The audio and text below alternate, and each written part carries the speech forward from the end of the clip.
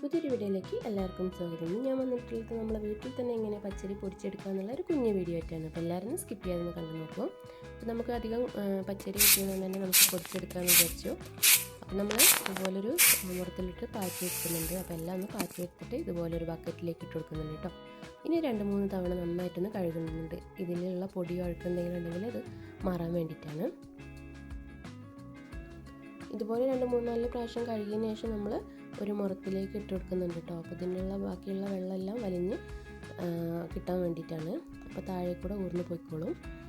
ഇത് എല്ലാം കഴുകി ഇട്ടതിന് ശേഷം നമ്മൾ ഒന്ന് ചരിച്ച് പിടിച്ച് കൊടുത്താൽ മതി. അപ്പോൾ താഴെ കൂടെ ബാക്കിയുള്ള വെള്ളമെല്ലാം വാർന്ന് പോയിക്കോളും. അപ്പം എല്ലാം ഒന്ന് ഇതുപോലെ ഒന്ന് വാരിയിടട്ടെ.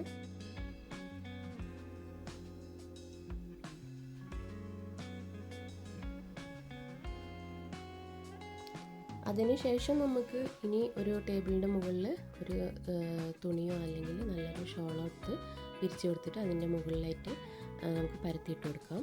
അപ്പോൾ ഇങ്ങനെ ചെയ്യുന്നത് കൊണ്ടുള്ള ഒരു ഗുണം എന്ന് പറഞ്ഞിട്ടുണ്ടെങ്കിൽ നമുക്ക് പൊടിച്ചതിന് ശേഷം നമുക്ക് വറുക്കേണ്ട ആവശ്യമില്ല.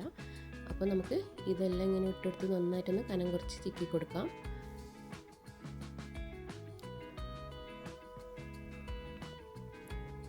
എല്ലാം ഇങ്ങനെ കനം കുറച്ച് ചിക്കിയിട്ടുണ്ടെങ്കിൽ നമുക്ക് പെട്ടെന്ന് തന്നെ വെള്ളം വലിഞ്ഞു കിട്ടും കേട്ടോ. പിന്നെ ഇടയ്ക്കിടയ്ക്ക് വന്നിട്ട് ഒന്ന് ഇതുപോലെ ഒന്ന് ചിക്കി കൊടുത്താൽ മതി. അപ്പോൾ അവിടെ ഇവിടെയുള്ള അപ്പുറത്തും ഇപ്പുറത്തുള്ള എല്ലാം നമുക്ക് കട്ട കെട്ടിയിട്ടുള്ളതെല്ലാം ഒന്ന് മിക്സായി കിട്ടും. വെള്ളമെല്ലാം ഒന്ന് വലിഞ്ഞു കിട്ടാനും ഒരു ഇതാണ്.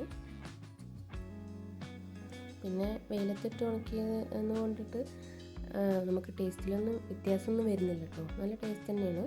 അപ്പോൾ ഇങ്ങനെ പിന്നെ വെയിൽ കൊള്ളിച്ച് നമുക്ക് പൊടിച്ചെടുത്തതിന് ശേഷം നമുക്ക് ഒരു എയർ ടൈറ്റ് ആയിട്ടുള്ള ഒരു കുപ്പികളിലോ അല്ലെങ്കിൽ ബക്കറ്റിലോ അടച്ച് സൂക്ഷിക്കാം. എത്ര വേണമെങ്കിലും കേട് കൂടാതെ ഇരുന്നോളും. നമുക്ക് ദിനം കൊണ്ട് നമുക്ക് ദോശ, ഇഡ്ഡലി, നൈസ് പത്തിരി, അതുപോലെ തന്നെ നെയ്പത്തിരി, അതുപോലെ തന്നെ നൂൽപുട്ട്, കൊഴുക്കട്ട അങ്ങനെയുള്ള എല്ലാം നമുക്കിത് കൊണ്ട് ഉണ്ടാക്കാൻ പറ്റും. അപ്പോൾ എല്ലാവരും ഒന്ന് ഇതുപോലെ ഒന്ന് ട്രൈ ചെയ്ത് നോക്കിയിട്ട് നമുക്ക് ഹെൽത്തി ആയിട്ട് നമുക്ക് വീട്ടിൽ തന്നെ ഇതുപോലെ ചെയ്യാൻ പറ്റുകയാണെങ്കിൽ അതല്ലേ നല്ലത്. ഹെൽത്തി ആയിട്ട് കഴിക്കാമല്ലോ. അപ്പോൾ എല്ലാവരും ഒന്ന് വീഡിയോ ഒന്ന് സ്കിപ്പ് ചെയ്യാതെ ഒന്ന് കണ്ടു നോക്കൂ കേട്ടോ. അപ്പോൾ വീഡിയോ നിങ്ങൾക്ക് പ്രയോജനപ്പെട്ടിട്ടുണ്ടെങ്കിൽ ലൈക്ക് ചെയ്യുക. ഇതുവരെ സബ്സ്ക്രൈബ് ചെയ്യാത്തവരുണ്ടെങ്കിൽ പ്ലീസ് ഒന്ന് സബ്സ്ക്രൈബ് ചെയ്ത് സപ്പോർട്ട് ചെയ്യാനും മറക്കരുത്. നിങ്ങൾ മറ്റുള്ളവരിലേക്ക് ഒന്ന് ഷെയർ ചെയ്ത് കൊടുക്കുക കേട്ടോ. പിന്നെ നിങ്ങളുടെ കമൻറ്റുകളും അഭിപ്രായങ്ങളൊക്കെ നേരെ കമൻറ്റ് ബോക്സിൽ അറിയിക്കാനും മറക്കരുത്. ഇപ്പോൾ തന്നെ നമ്മൾ അരിയൊക്കെ നന്നായിട്ട് ഉണങ്ങി ഒരു ചാക്കിലേക്ക് ഇട്ടിട്ടുണ്ട്. ഇനി ഇത് പൊടിപ്പിച്ച് കൊണ്ടുവരാം മില്ലിൽ കൊണ്ടുപോയിട്ട്.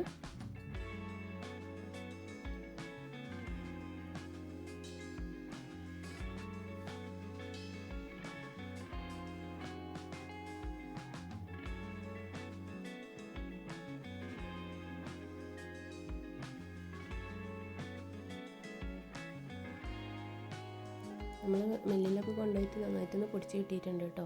അപ്പോൾ ഇതാ നമ്മളൊരു ബക്കറ്റിലാണ് ഇട്ടിട്ടുള്ളത്. അപ്പോൾ ഇത് കണ്ടില്ലേ, നല്ല ഒരു തരിയും കൂടാതെ നമുക്കിത് കിട്ടിയിട്ടുണ്ട്. ഇനി നമുക്കിതിൽ വറുക്കേണ്ട ആവശ്യമില്ല, നമുക്ക് അടച്ച് സൂക്ഷിക്കാം. അപ്പോൾ ഇത്രയൊക്കെയുള്ള വീഡിയോ ഇഷ്ടമായിട്ടുണ്ടെങ്കിൽ ലൈക്ക് ചെയ്യുക, ഷെയർ ചെയ്യുക, സബ്സ്ക്രൈബ് ചെയ്യുക, കമൻറ്റ് ചെയ്യുക. നെക്സ്റ്റ് വീഡിയോ കാണാം.